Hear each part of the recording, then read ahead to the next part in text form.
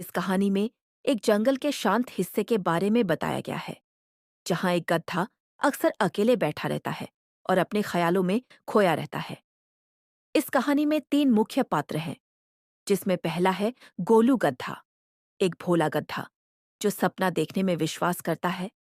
दूसरी है रानो चिड़िया, गोलू की सबसे अच्छी दोस्त, जो हमेशा उसकी हिम्मत बढ़ाती है। और तीसरा है राजा शेर सिंह, जंगल का राजा, जो थोड़े गंभीर स्वभाव के हैं लेकिन दिल से बहुत अच्छे हैं। कहानी की शुरुआत में गोलू एक पुराने पेड़ के नीचे लेटा हुआ है और आसमान की ओर देख रहा है।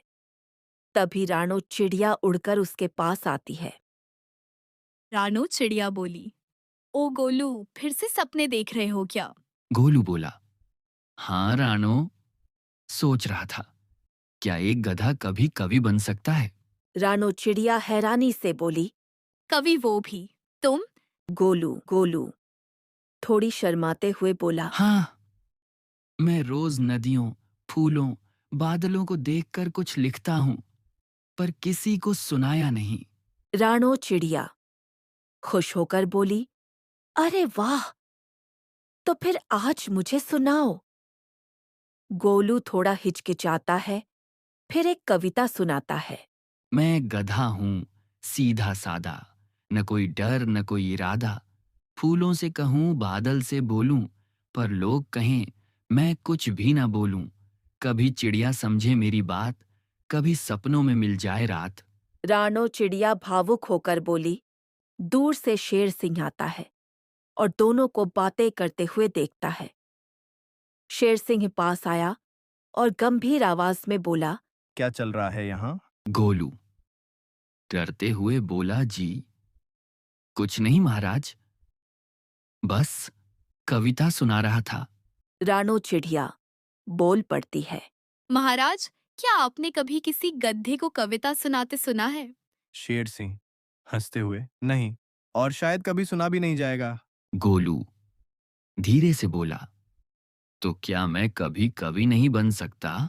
शेर सिंह गंभीर होकर बोला, गोलू, राजा होने का मतलब ये नहीं कि मुझे सब कुछ पता हो, लेकिन एक सच्ची बात है, कविता वो लिखता है जिसमें भावनाएं होती हैं, और मुझे लगता है तुम्हारे पास वो है। अगले दिन शेर सिंह एक सभा बुलाता है। जंगल के सभी जानवर वहां इकट्ठा होते हैं। शेर सिंह, आज मैं आपको एक नए कवि से मिलवाने जा रहा हूँ, जो दिखने में आम है पर सोच में बहुत खास। स्वागत कीजिए, कवि गोलू गधा। गोलू मंच पर थोड़ा घबरा कर बोला, धन्यवाद महाराज, आज मैं जो कविता सुनाऊंगा वो मेरी नहीं, हमारी है। गोलू अपनी नई कविता पढ़ता है। जंगल है हमारा घर प्यारा, हर पेड़, हर पत्ता हमारा सहारा। शेर हो या चींटी छोटी, सपने सबके होते हैं मोटी मोटी। सभा के बाद रानो चिड़िया गोलू के पास आकर बोली। देखा, तुम सिर्फ गधा नहीं, एक कवि हो अब। गोलू मुस्कुराकर बोला, और ये सब तुम्हारी वजह से हुआ, और थोड़ी शेर सिंह की वजह से भी। शेर सिंह मुस्कुराते हुए बोला, जंगल को अब राजा नहीं, कवियों की भी जरूरत है। हर दिल में एक सपना होता है। जरूरी नहीं कि तुम क्या हो, जरूरी है कि तुम क्या सोचते हो। सपनों को उड़ान दो, चाहे तुम गधा ही क्यों न हो